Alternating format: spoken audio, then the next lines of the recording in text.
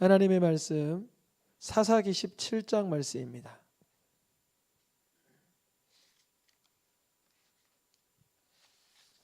사사기 17장 1절에서 6절까지 말씀입니다. 사사기 17장 1절에서 6절, 구약성경 391페이지입니다.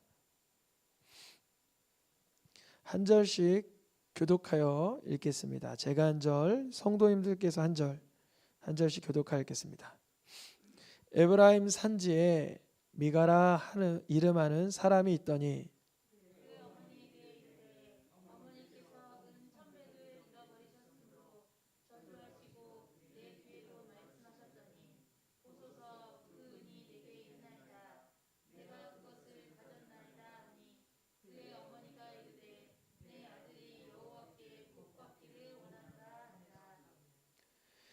미가가 은 1,100을 그의 어머니에게 도로 주매 그의 어머니가 이르되 내가 내 아들을 위하여 한 신상을 새기며 한 신상을 부어 만들기 위해 내 손으로 이 은을 여호와께 거룩히 드리노라. 그러므로 내가 이제 이 은을 내게 도로 주리라.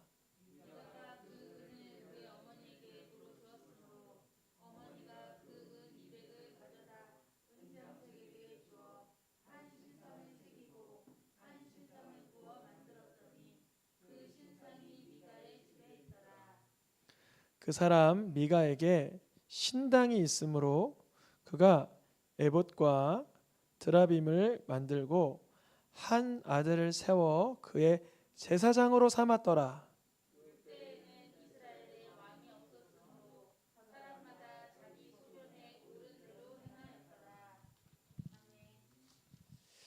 네, 사사를 통해 보는 구원자. 사사기에 12명의 사사가 등장하지요. 기드온의 아들 아비멜렉이라든지 드보라와 같이 갔던 발락이라든지 라는 사람들을 더 추가시키면 14명, 사무엘 선지자를 사무엘 사사로 부를 수도 있고 엘리 제사장을 엘리 사사라고 부를 수 있다면 더 인원수는 많아지지만 사사기에 등장한 대표적인 12명의 사사들을 통해서 하나님이 보내주신 구원자라면 정녕 어떤 모습이어야 되나 우리는 살펴보았습니다. 12명의 사사들이 진행되면서 우리는 다 살펴보진 못했지만 대사사와 소사사로 나누어지는 사사들 중에 대사사들은 다 살펴봤습니다. 소사사와 대사사를 나누는 기준은 간단합니다. 소사사들은 소모는 막대기로 어떻게 했더라, 몇 년 살았더라, 자식이 몇 명이었고 몇 년 동안 통치했더라, 이렇게 짤막하게 나와 있는 사사들을 소사사들이다 라고 한다면 삼손처럼 이야기가 여러 장에 걸치고 기드온처럼 에훗처럼 온니엘처럼 드보라처럼 입다처럼 그 스토리가 어느 정도 전개되면서 메시지가 있는 사사들을 대사사라고 합니다. 우리는 오늘까지 12명의 대사사를 다 둘러봤습니다. 온니엘로부터 시작해서 마지막 사사가 누구였다고요? 지난주에? 맞아요. 삼손. 근데 마지막 사사 삼손은 예수님을 아주 극명하게 드러내기도 합니다. 삼손이 가졌던 그런 마지막 죽음으로 인하여, 자기 죽음으로 인하여 부르짖은 가운데 원수를 진멸하는 그 모습, 예수님이 십자가상에서 우리를 위하여 사단 머리를 박살내심을 신뢰합니다. 이것과 이렇게 딱 오버랩이 되는 거예요.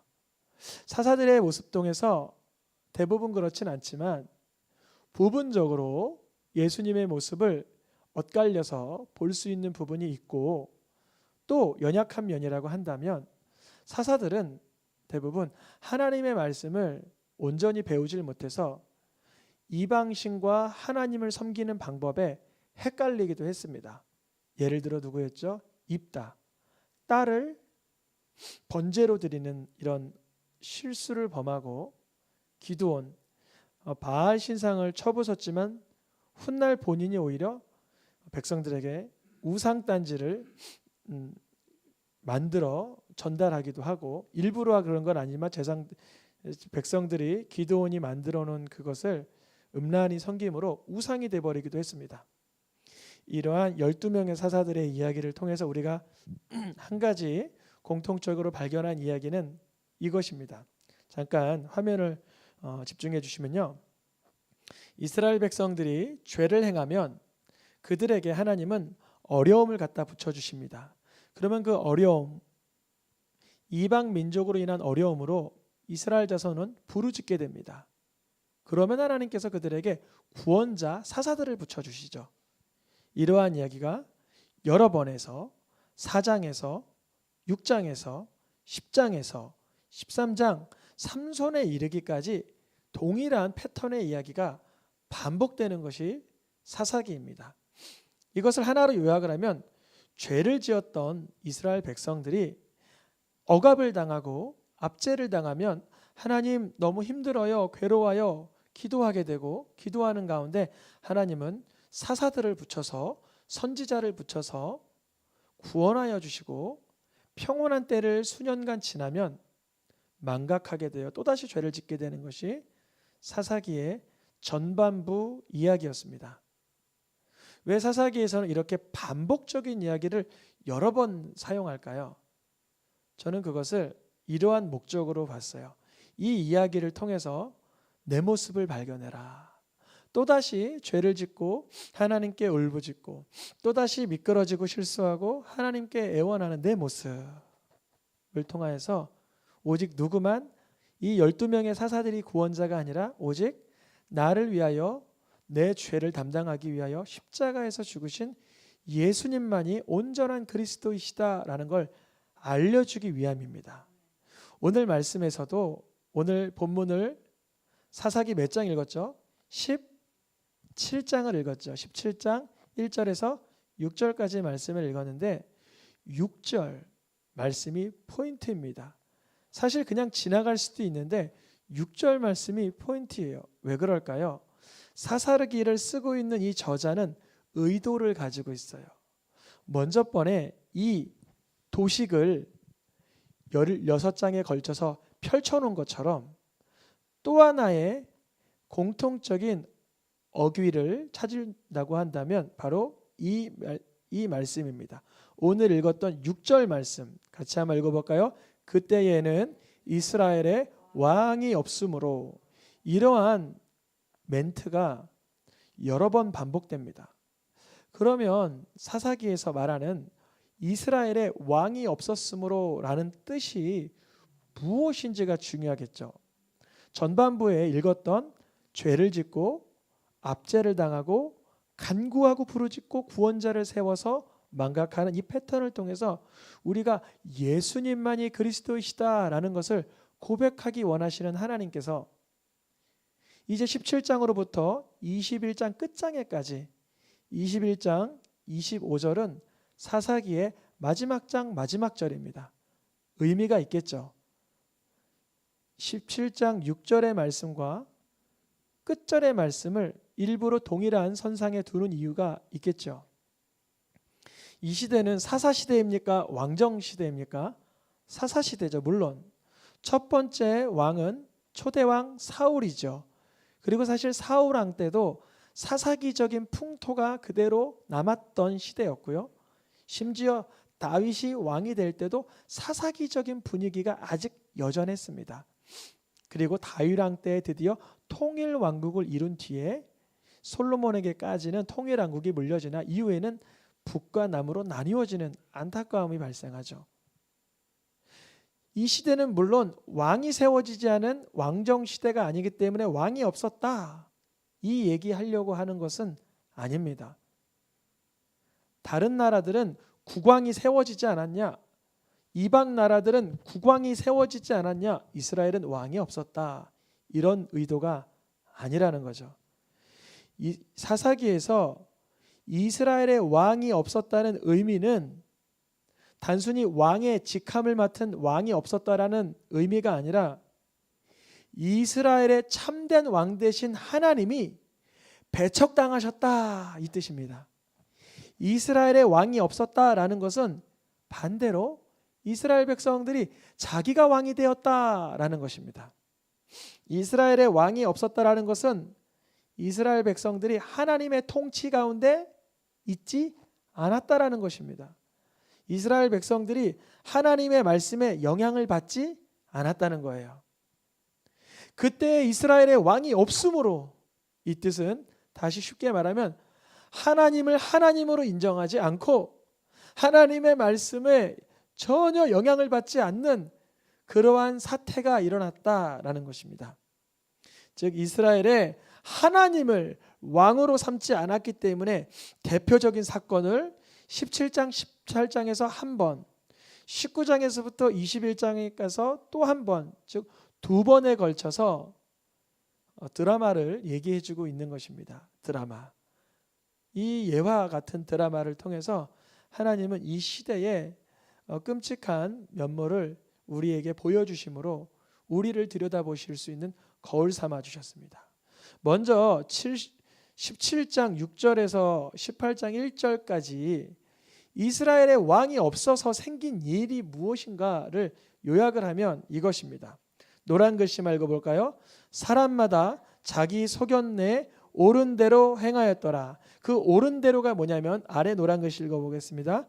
그때까지 기업을 분배받지 못하였음이라. 사람들이 하나님의 통치를 받지 않으니, 하나님의 말씀이 임재하지 않으니 내 의견은 이러한데, 내 생각은 이러한데 하면서 분명 하나님은 이스라엘 백성들에게 이 땅을, 가나안 땅을 정복하고 진멸하여 하나님의 나라로, 하나님의 말씀이 다스리는 곳으로 변화시키길 원하셨는데 단지파가 있었어요. 12지파 가운데 단이라는 지파가 있었어요. 이 지파는 도무지 해변가에 있는 블레셋인들과 대결을 해서 견뎌낼 수 있는 힘이 없었으므로 기업을 분배받지 못했어요. 자기네들 생각에, 소견에 우리는 블레셋과는 다퉈 이길 수 없겠다라고 생각한 것이에요. 무기력해질 수밖에 없는 것이죠. 하나님의 말씀이 없고 하나님의 통치가 없으니까 자기의 어떤 연약함과 두려움이 휩싸여서 더 이상 전진하지 못하는 상황이었습니다. 두 번째 상황, 이스라엘의 왕이 없었을 때, 위에 노란 글씨만 먼저 읽어볼까요? 시작. 어떤 레위 사람이 유다 베들레헴에서 첩을 맞이하였더니, 이것도 각 사람이 자기 소견대로 옳은 대로 행하던 일이었어요. 이게 뭘까요? 레위인들은 하나님의 예배를 돕는 제사장, 또한 노래하는 자, 제사를 돕는 자로 분류가 되죠. 아론의 계보에서는 제사장들이, 레위 지파 모든 사람들은 예배를 돕는 자들이 발생을 하는데, 이 레위 사람들이 누구를 맞이했다고요? 레위 사람이 첩을 맞이하는 상황을 나타났어요. 그러면 우리가 이 두 가지, 첫 번째 기업을 분배받지 못하는 상황은 오늘의 본문의 내용에 함축되어 있고, 두 번째 이 내용, 레위 사람이 첩을 맞이하는 사건은 다음 돌아오는 시간에 맞이할 내용이긴 하지만 두 가지 사건의 공통점은 뭐냐면, 하나님을 하나님으로 삼지 않으니, 나의 왕으로 여기지 않으니 일상 가운데 하나님의 말씀이 시행되지도 못할 뿐더러 이렇게 추악한 악한 상황으로 변질돼 가고 있던 것을 우리는 볼 수가 있습니다. 먼저 오늘은 본문 이 17장 내용, 미가의 집의 이야기를 잠시 나누려고 합니다. 미가의 집의 이야기. 오늘 본문의 배경은 에브라임 산지입니다. 지도를 잠깐 좀 보여드리면요. 그럼 보이세요? 좀 흐릿해서 잘 안 보이죠? 오늘 본문의 배경은 에브라임 산지입니다. 에브라임 산지. 미가의 집이 에브라임 지파 에브라임 산지에 미가의 집이 있었습니다. 이 미가의 집에서 일어난 일이 오늘 본문의 내용입니다. 등장인물은 방금 말씀드렸듯이 이 집안의 아들 미가, 그 한 사람, 그리고 또 미가의 어머니가 등장해요. 미가의 엄마. 이 엄마가 너무 노여워하는 거예요. 미가의 엄마가 너무 분노하면서 이렇게 말하는 거예요. 저주받을 거다. 저주받을 거야. 아들이 바깥에 있다가 귀 기울여 보니까 어머니 하시는 말씀이 내 은 1,100을 가져간 사람 저주받을 거야. 내 은 1,100을 가져간 사람 저주를 받을 거야. 그래요. 은 1,100이면 어느 정도의 비용일까요? 이것을 좀 환산을 해보면 오늘날 은값하고는 조금 다르긴 하지만 이 당시 노동자들이 1년 정도 일을 하면 은 한 10개 정도를 받았다 그러더라고요. 은 10개. 그러면 은 10개에 100배죠. 100배. 100배가 넘어가죠. 그러면 100명의 품삯, 1년 품삯이면 어느 정도 비용인지 대충 큰 돈이다 이렇게 여겨지겠죠. 그런데 이 어머니가 이 돈을 잊어버리니 저주의 말이 막 쏟아져요. 근데 곁에 있던 그 미가라는 아들이 그 이야기를 듣습니다. 그런데 이 아들은 저주의 말을 듣고 가만히 있을 수가 없었어요. 그 이유는 뭘까요? 은 1,100을 가져간 사람이 누구예요? 자기 자신이니까 어머니의 저주말 듣고 가만히 있을 수는 없어요. 그래서 이 아들이 어머니의 돈을 어떻게 한 거예요? 원래는 도둑질한 거죠. 도둑질. 그런데 이 저주의 말을 듣고는 엄마가 얼마나 세게 저주했는지 말을 안 할 수가 없었어요. 특히 은 1,100은 우리가 지난 시간에 삼손 이야기할 때 드릴라에게 사람들이 너 삼손만 잡아오면 얼마 줄 거야 그랬었어요? 1,100을 줄 거야 그랬었어요. 그래서 이 사사기의 저자는 이러한 작은 숫자 가지고도 사사들의 이야기의 끝을 맺는 삼손의 이야기와 이제 레위 지파의 허망한 이야기를 갖다가 연결시키려는 그런 도구 같기도 합니다. 이 아들이 은 1,100을 훔쳐놓고는 가만히 삭혀두거나 묵혀두거나 감출 수가 없었어요. 이유는 너무나 두려웠던 거예요. 그래서 이렇게 말합니다. 어머니 은 1,100을 잃어버렸으므로 저주하였죠. 보소서 그 은이 내게 있나이다. 내가 가져갔어요. 그러는 거예요. 우리 지난주 주일날 저주하는 자를 뭐하라 그래요? 축복하라 하면서 제가 썼던 예화의 말씀이었어요. 여러분 저주하기를 너무나 정말 푸념하듯이 일상 속에서 함부로 하면 자칫하다가 누구까지 저주할 수 있다 그랬어요? 내 자녀까지. 이 어머니는 은 1,100 잃어버린 그 속상한 마음에 지금 누구를 계속 저주했어요? 자기 사랑하는 아들을 계속 저주했던 거예요. 여러분 내가 남모르게 저주할 때 그거의 공통분모에 우리 자녀가 껴들어갈 수도 있습니다. 함부로 저주하지 마세요. 그렇다고 죄악을 사랑하라, 죄악을 가까이 하라라는 의도는 아니지만 죄악을 미워해야 되지만 함부로 입으로 속상한 말을 내뱉으면 이 미가의 집처럼 아들이 두려운 마음에 어머니 내가 가져갔어요. 그런데요 저주를 퍼붓던 어머니가 아들의 말을 듣고는 반응이 심상치 않아요. 뭐라 그래요? 내 아들이 여호와께 복받기를 원하노라 그래요. 여러분 이 어머니의 축복에는 저주에는 어떠한 효력이 있을까요? 저주가 임하고 이 어머니의 말로 축복이 임하고 그럴 수 있을까요? 이 어머니는 이미 저주했던 사람이 그 대상이 이거 내 아들이네 이것을 알고 축복의 언어를 사용했어요. 물론 축복의 언어 사용하는 건 중요하죠. 그런데요 이 아들이 지금 어떠한 죄를 범했죠? 우리가 알고 있는 10가지 계명 가운데 몇 번째 계명을 범했어요? 8번째 계명. 도둑질하지 말라라는 계명을 이미 범했어요. 이 아들은 이렇게 생각할 수 있어요. 엄마도 이렇게 생각할 수 있어요.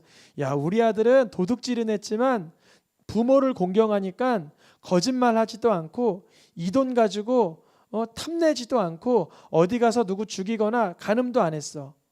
도둑질 엄마 거 조금 뺏는 게 뭐고 잘못됐다고 이렇게 생각할 수가 있어요. 엄마도 아들도. 그런데 이 도둑질하지 말라의 계명에서 어긋난 이 아들의 마음 가운데는 이미 탐심은 없었을까요? 이미 내색하지 않으면서 거짓 증거하진 않았을까요? 부모의 것을 함부로 손대면서 공경의 마음은 희석되진 않았을까요? 어머니의 저주 소리를 들으면서 분내는 마음은 올라오지 않았을까요?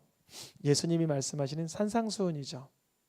근데 어머니가 이 아들을 즉시 축복함으로 이 아들의 마음은 풀리게 되고, 어디로부터 풀렸을까요? 일단 저주로부터 마음이 풀어졌겠죠. 그런데 어디로부터도 더 풀어졌을까요?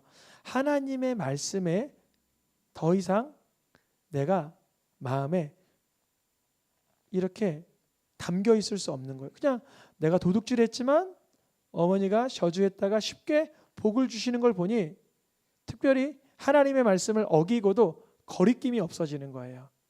더 나아가서 이 어머니는 어떤 일까지 벌이냐면, 야, 내가 내 아들을 위하여서 그러면 이 은을 써야지. 어떻게 쓰려고 그래요?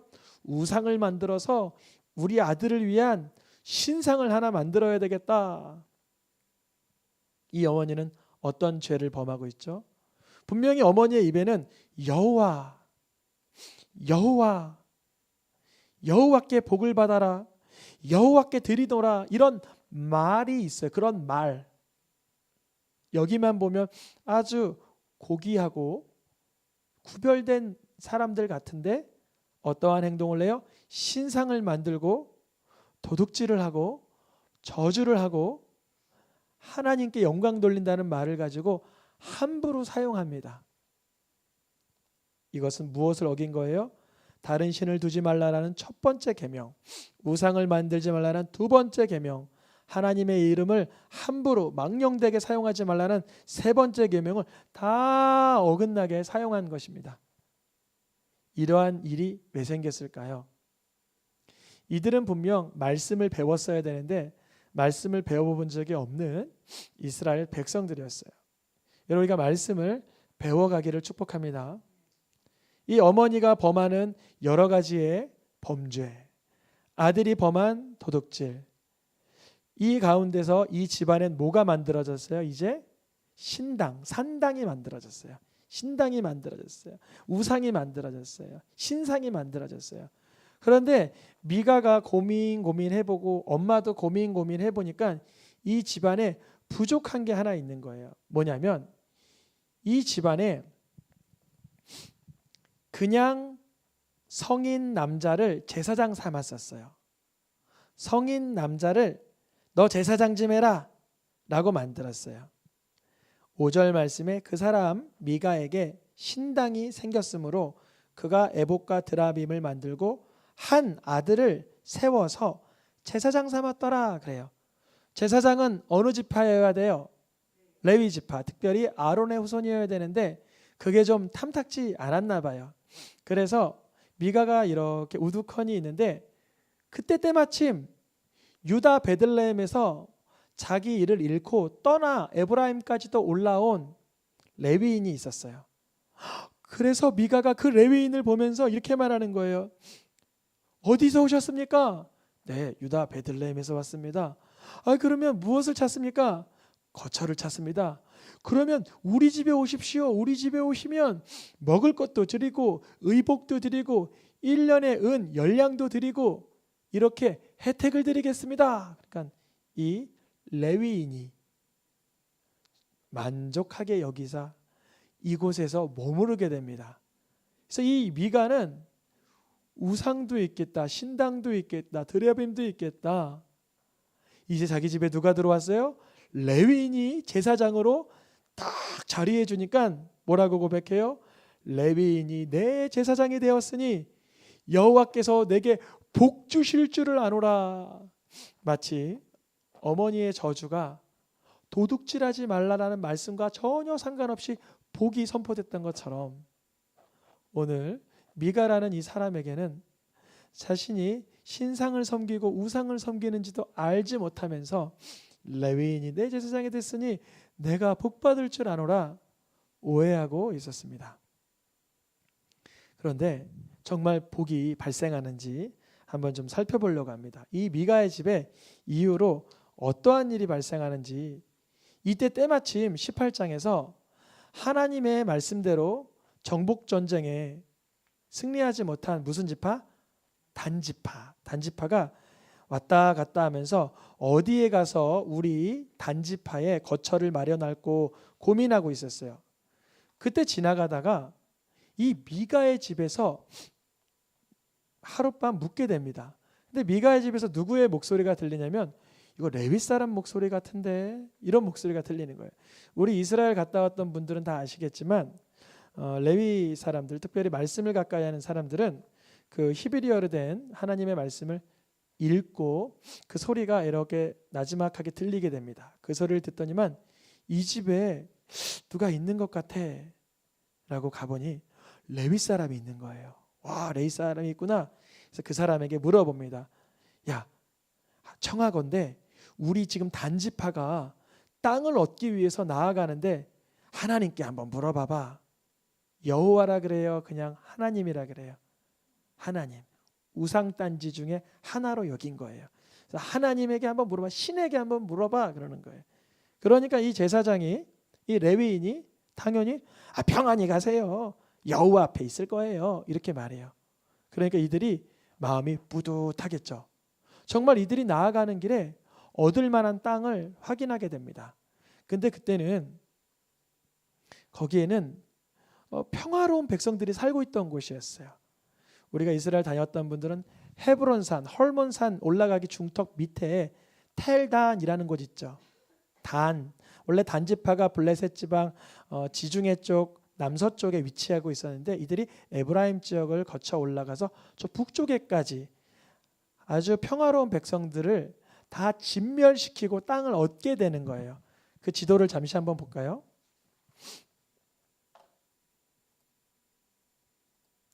이들이 원래 있었던 단지파는 이쪽에 있었어요.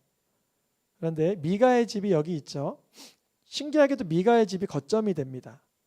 미가의 집에 베들레헴에서 레위인이 자기 일을 잃고 올라와 여기서 어떤 비용을 받고 머무르고 있을 때 단지파가 북쪽으로 올라와서 미가의 집에서 머물고 있던 레위인에게 물어보고 저 북쪽 텔단이라고 불리는 저 헐몬산 아래까지 올라가 자기의 거주를 마련하게 됩니다. 근데 그때 이 단지파 사람들이 이 미가의 집에 있던 레위인을 강제로 데려가게 됩니다. 이 자신들에게 평안히 길을 가라라고 예언을 제공해 주었던 이 사람에게 부족함이 없던 그 평화로운 땅에 너 미가 집에서 한 가정의 제사장 되는 게 좋아? 아니면 우리 단지파 수백 수천의 사람들, 수만만의 사람들의 제사장이 좋아? 이렇게 물어본 거예요. 그러니까 이 제사장이 곰곰이 생각하다가 드라빔과 우상들을 다 들고 가는 그 단지파들과 함께 알겠어, 나도 따라갈게 하면서 나섭니다. 여기서 질문입니다. 미가의 집은 우상을 다 뺏기고 미가가 떠난 뒤에 복 받은 거예요? 복을 못 받은 거예요? 우리가 여기서 대답을 잘 할 수 있으면 좋겠습니다.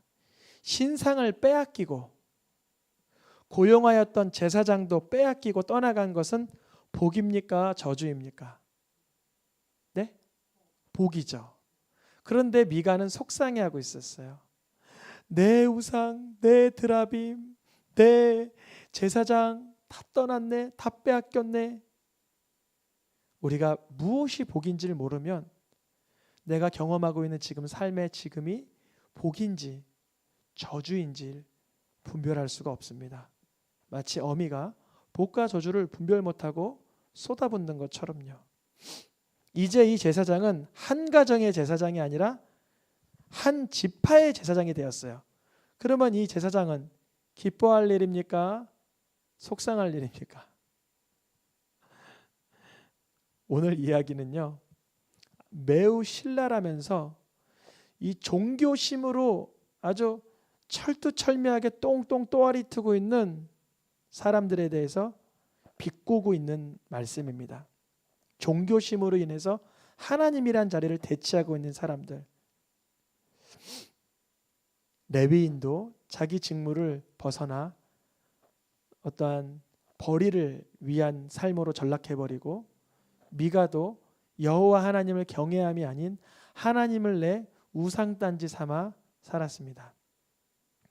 미가가 빼앗긴 그 신상이 어디에게로 넘어갔다고요?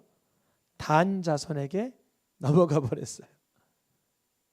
미가가 복받은 거예요? 단 자손이 복받은 거예요? 미가가 복받았죠.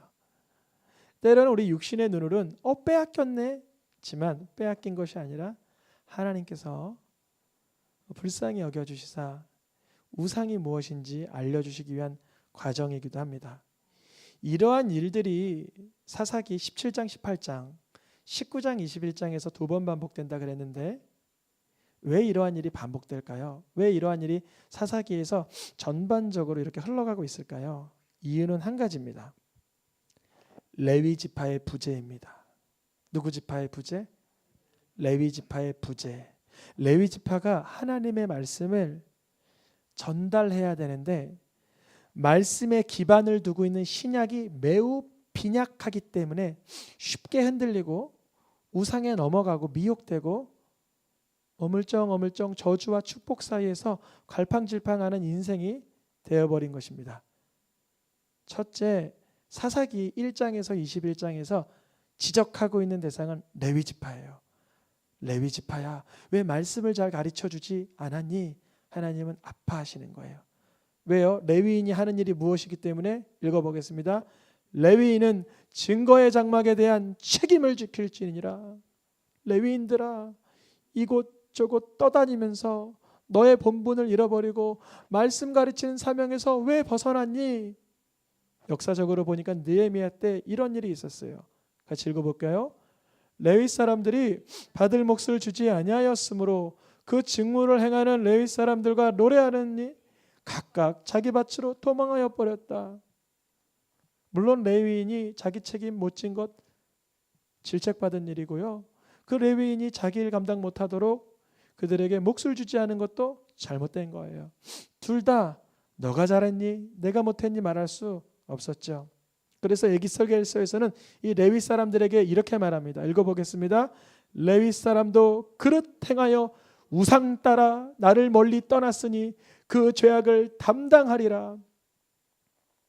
유다 베들레헴에서 에브라임 산지로 왔던 그 레위 사람, 단지파에게까지 우상을 들고 갔던 그 사람, 그건 그의 죄악이다. 이제 하나님은요, 레위 계통의 제사의 직분으로는 온전함을 얻을 수 없다라는 것을 우리에게 알려주시는 거예요. 인간으로서는 구원 얻을 방법이 없다. 그러니 다른 한 제사장을 세워야 된다. 마치 사사 12명을 통해서 온전한 사사 예수님을 조명하여 주신 것처럼 오늘과 다음 주 두 번의 시간에 이어서 첩을 들인 레위, 우상 따라다니는 레위, 이 두 가지 사건을 통해서 예수님만이 우리의 온전한 대제사장이시다라고 밝혀주고 있는 것입니다. 다른 한 제사장 누굽니까? 노란 글씨 읽어보겠습니다. 예수는 영원히 계심으로 그 제사장 직분도 갈리지 아니하느니라. 그가 항상 살아계셔서 지금도 우리들을 위하여 간구하심이라. 아멘. 오늘 미가의 집의 하나의 이야기를 통해서 그 어머니의 저주와 축복을 남발하는 모습을 보면서 우상 따라다니는 레위 지파를 보며 단지파를 보며 우리가 깨달아야 될 것은 우리를 구원하실 레위, 우리를 구원하실 제사장, 우리를 구원하신 대제사장 하나님의 아들은 오직 예수님밖에 계시지 않는다라고 신뢰하고 만나고 누리시기를 축복합니다. 예수님은요, 예수님 자신을 힘입어 하나님께 나아가고자 하는 자들을 온전하고 완전하고 견고하게 구원하실 수 있는 줄 믿습니다. 구원은요, 영혼의 구원을 포함한 전인격적인 구원을 말합니다. 육체의 질병, 심령의 상처, 생활의 역경, 환경의 어려움, 수많은 고민과 번민과 질병과 아픔 가운데서 예수님은 온전히 구원하여 주시는 우리의 사사 되시며 대제사장 되시며 선지자 되시며 왕 되신 줄 믿습니다. 우리 찬양하며 기도하겠습니다.